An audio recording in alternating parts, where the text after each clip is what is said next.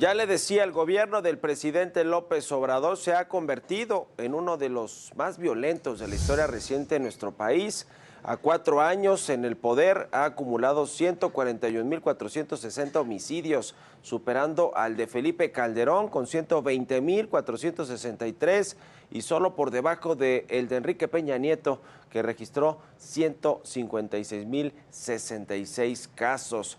Lamentablemente, el feminicidio es otro delito que ha ido en aumento en los últimos meses, y es que datos del Secretariado Ejecutivo del Sistema Nacional de Seguridad Pública de enero a octubre de este año se registraron 3.155 asesinatos de mujeres, siendo los meses de junio, mayo y abril los de mayor número de casos registrados. Vale la pena también decir que, de acuerdo con la Organización de las Naciones Unidas en México, todos los días son asesinadas 11 mujeres y solo el 3% de los casos son castigados penalmente, es decir, quedan la mayoría de los feminicidios en la impunidad, aunque no lo quieran reconocer en el gobierno federal, y aunque el presidente López Obrador prefiera o voltear a otro lado o hacer como que no pasa nada. Los actos violentos por parte del crimen organizado tampoco han dado tregua, y es que este 2022, estados como Guanajuato, Estado de México, Michoacán, Jalisco y Chihuahua, entre otros, han tenido que enfrentarse a la sombra de la inseguridad y la violencia. Y esta ola de violencia ha encendido las alertas de algunos gobiernos e instituciones internacionales, las cuales han ubicado a México, ya le decía, en el lugar número 4 en el ranking de países con mayor criminalidad en el mundo, solo por debajo, escuche, del Congo, de Colombia y de Myanmar.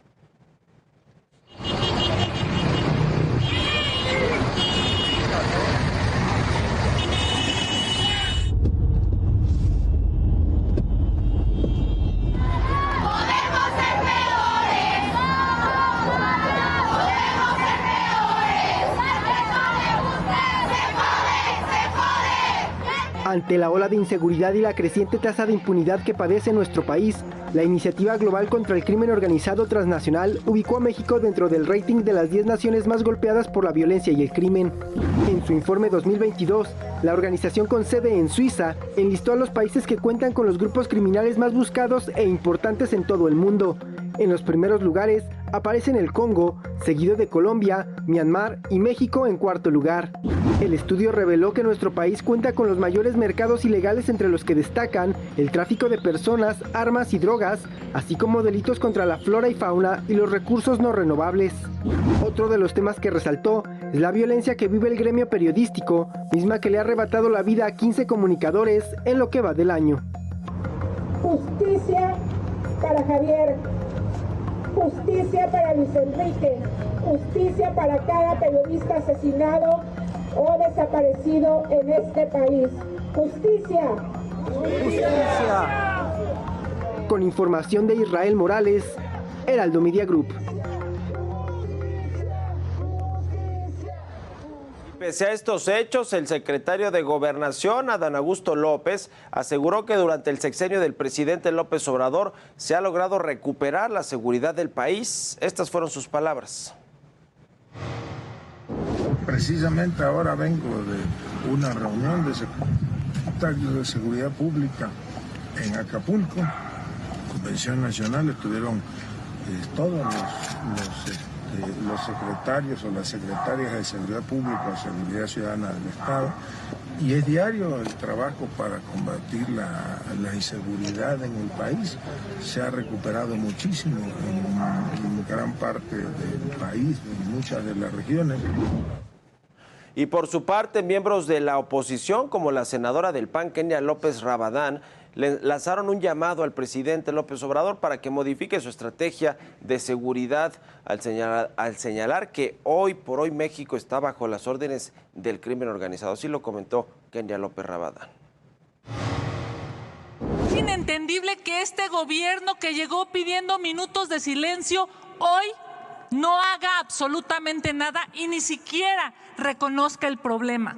Y hoy en México a la gente le importa vivir, le importa no morir por una pandemia o no morir en manos del crimen organizado. Y quien también se unió a este llamado fue el ex candidato presidencial Ricardo Anaya, al asegurar que la ola de violencia que azota al país es consecuencia de las malas decisiones del presidente López Obrador. Ejemplo de esto, dijo, fue la liberación de Ovidio Guzmán, el hijo del Chapo Guzmán, en el 2019, situación que, a decir de Anaya, fue la confirmación de los nexos que hay entre el presidente y el crimen organizado. Y a pesar de todo esto, el presidente López Obrador pues asegura que su estrategia de seguridad está dando resultados, por lo que dijo, no hay motivo para que se modifique. Recalcó además que no tiene ningún pacto con la delincuencia organizada. Esto fue lo que dijo el presidente. Dicen, ¿no va a cambiar la estrategia? Claro que no. ¿Y por qué no la voy a cambiar? Primero, porque estoy convencido, absolutamente convencido, de que la paz es fruto de la justicia. Y en el caso del combate a la delincuencia, tanto a la llamada delincuencia organizada como a la delincuencia de cuello blanco, no hay ningún acuerdo, ningún pacto. Está bien pintada la raya, la frontera. Una cosa es la autoridad y otra cosa es la delincuencia.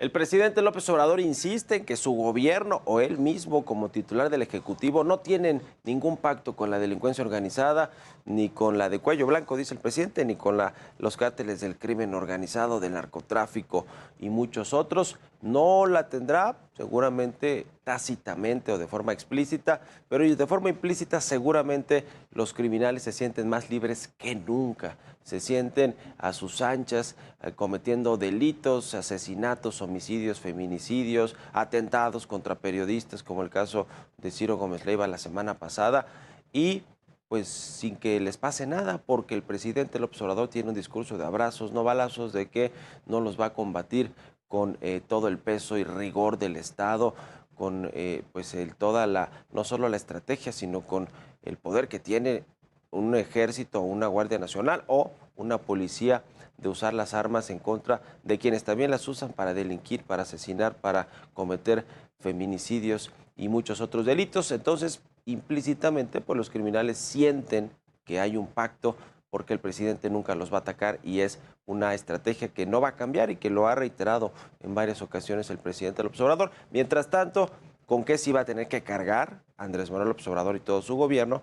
Pues es con una fallida estrategia de seguridad que deja cada vez más muertos, donde hay aumento prácticamente en la mayoría de los delitos a nivel federal. En algunas ciudades y estados está peor la cosa que el promedio y en algunos mucho mejor.